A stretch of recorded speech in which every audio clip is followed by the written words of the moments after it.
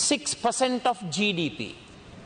දළදේශීය නිෂ්පාදිතයේ ප්‍රතිශතයක් හැටියට 6% අධ්‍යාපනය වෙනුවෙන් කැපකිරිය. අද අපිට රජයේ මුදල් පිළිබඳ කාරක සභාවේ වාර්තාවට අනුව දළදේශීය නිෂ්පාදිතයේ ප්‍රතිශතයක් හැටියට මේ වසරේ වෙන් කරලා තිබෙන්නේ 0.84යි.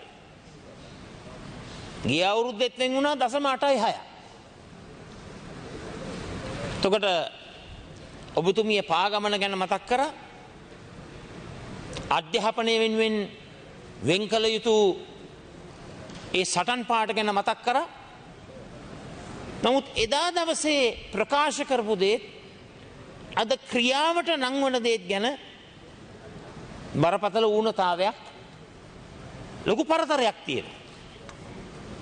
කියපු දේ ඉෂ්ට සිද්ධ වෙනවද කියන එක ලොකු ගැටලුවක්. ඒ වගේම විශේෂයෙන්ම මම මතක් කරන්න කැමතියි අපි අධ්‍යාපන ප්‍රතිසංස්කරණ ගැන කතා කරනකොට අධ්‍යාපන වැඩපිළිවෙල ගැන කතා කරනකොට මම අහන්න කැමතියි මේ රජයෙන් වෙන්වන මුදල් ප්‍රමාණයම ප්‍රමාණවත්ද අපේ රටේ පාසල් පද්ධතිය විශ්වවිද්‍යාල පද්ධතිය ගොඩනගන්න. කිසිසේත්ම ප්‍රමාණවත් නැහැ. මම යෝජනා කරන ඔබතුමියට අධ්‍යාපන මාපිය කැපකරු ක්‍රමයක් ආරම්භ කරලා ලෝකයේ ධනවතුන් සම්බන්ධ කරගෙන රජයේ අයවැයෙන් වෙන්වන මුදලට අමතරව තවත් අරමුදල් අපේ රටේ පාසල් පද්ධතියට විශ්වවිද්‍යාල පද්ධතියට තෘතීක අධ්‍යාපන පද්ධතියට ලබා දෙන නැවුම් වැඩපිළිවෙලකට යොමුවන්න.